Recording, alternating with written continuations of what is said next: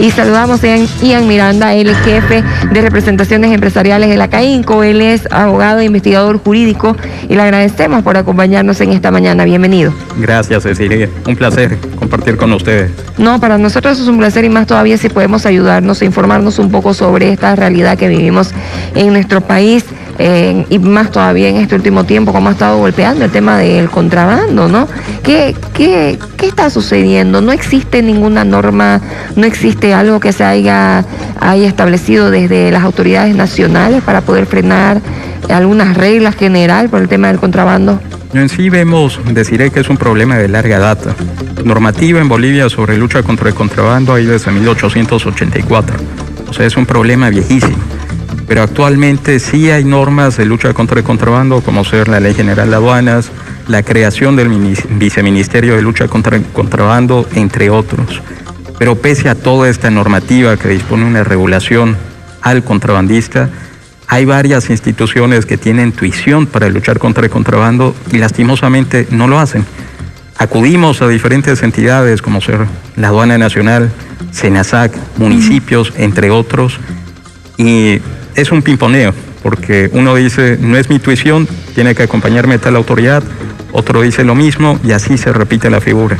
Así que hay normativa, pero falta que se ordene la casa y que las autoridades asuman el liderazgo para luchar contra el contrabando.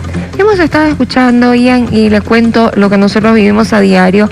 Conversamos con diferentes sectores y estos sectores, desde su punto de vista, desde su rubro y demás, hablan exactamente lo mismo.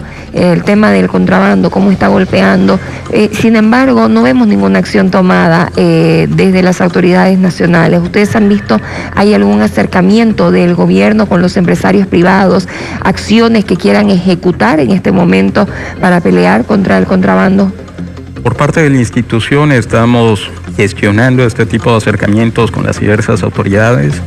Anteriormente nos reunimos con SENASAC, pero hubo un cambio en esta administración, así que quedó por el momento varada la gestión. Ayer cabalmente la Cámara ha instado a diferentes entidades como ser la Aduana Nacional, Ministerio de Defensa, AGEMET, SENASAC, tomar acciones de lucha contra el contrabando. Lo mismo haremos con las autoridades electas en los diferentes municipios, el eje central, Santa Cruz de la Sierra, Cochabamba, La Paz, para que tomen acciones de lucha contra el contrabando y una lucha efectiva, no solamente en la frontera, porque le comento, son 7,000 kilómetros de frontera. Tan solo la frontera de Brasil con México de Brasil con Santa Cruz es más grande que la de Estados Unidos con México. Así que la lucha no solo debe ser en fronteras, sino en los mercados, en la zona secundaria. Hacer operativos en mercados es esencial. ¿Cuánto ha dañado el contrabando o cuánto daña el contrabando al trabajo formal? ¿Cuánto daña al país, si lo podemos poner en números? Desde CAINCO, con un estudio que hicimos y ya lo difundimos a líderes de opinión, como ustedes también, el impacto es mayúsculo para el sector de alimentos. Estamos hablando de casi 500 millones de dólares en pérdidas para el Estado en relación a la dimensión y cuantificación del contrabando. Es un número muy grande. Pero si hablamos del contrabando a nivel global, o sea, de todos los sectores, aproximadamente son 2.300 millones de dólares de afectación directa al Estado. Es un impacto muy duro en sí. Tan solo para el sector de alimentos estamos hablando de una afectación al PIB. ¿Estamos hablando anualmente? Anualmente. Es una afectación anual de 1.2% al PIB nacional solo en el sector de alimentos. Imagínense cuánto es con la cifra global, es altísimo. Y es justamente por eso que nos preguntamos si esto está realmente dañando a todo el país en general, porque no es solo un sector, ¿no es cierto?, el que se ve afectado. ¿Por qué no se toman acciones efectivas para poder combatir de una vez por todas el contrabando? ¿Y quién se beneficia con esto? Vemos que afecta a todos, desde el posible emprendedor que quiere gestionar un negocio formal, porque recordemos, Bolivia en el Doing Business Report 2020 está en el puesto 150 de 170 países para hacer negocios. Estamos muy por detrás de diferentes países de la región. Somos casi su última opción en el mundo para poder generar negocios. Y un posible emprendedor que quiere gestionar su emprendimiento se halla con diferentes trabas. entre ellas la competencia desleal del contrabando. Por otra parte, el sector informal igual se ve perjudicado, porque si no es formal, no puede tener un seguro de salud, no puede tener unas AFPs, entre otros puntos que le es más fácil traer los productos, le es más fácil quizás venderlos, pero no tiene una certidumbre, una seguridad tampoco laboral. No ¿cierto? tiene una seguridad laboral y no tiene una certidumbre a futuro.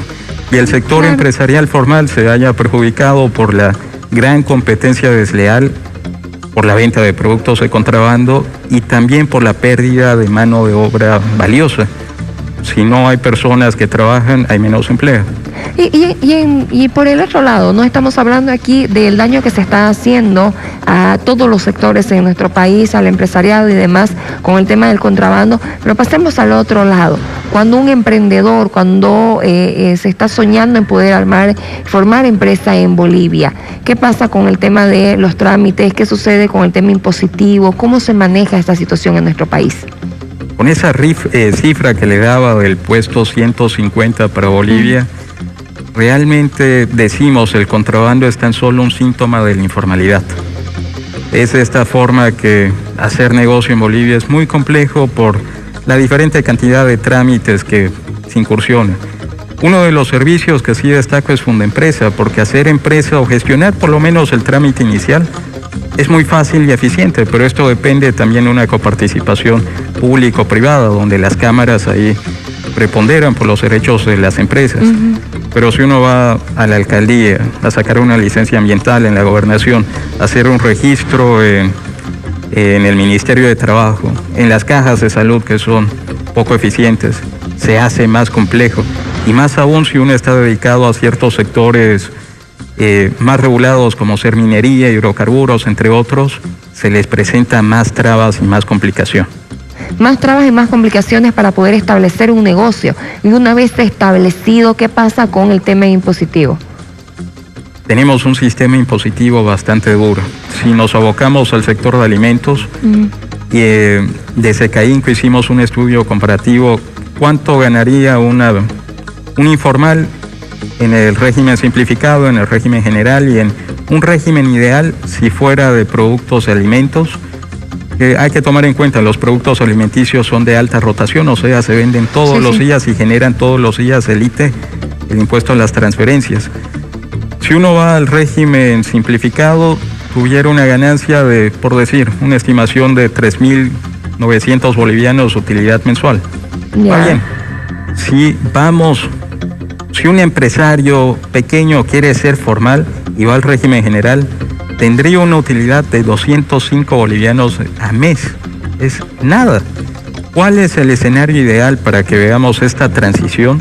Eliminemos el impuesto a las transferencias para productos alimentos, que va a permitir engatusar, por así decir, al sector informal, porque va a tener una utilidad aproximada de 3.200 bolivianos. Va a ser mucho más apetecible, pues no, mejor me hago formal y aseguro mi trabajo, esto me da certidumbre y además mayores ganancias. Mayores ganancias, un seguro de salud, asegurar las AFPs, entre otros puntos. Así seguridad de la familia. Esperemos que el gobierno nacional tome esta propuesta porque va a beneficiar a mucha gente y a la población. ¿Existe alguna medida que se pueda tomar de forma legal, formal, desde el empresariado, o no se puede hacer nada sin las autoridades, efectivamente?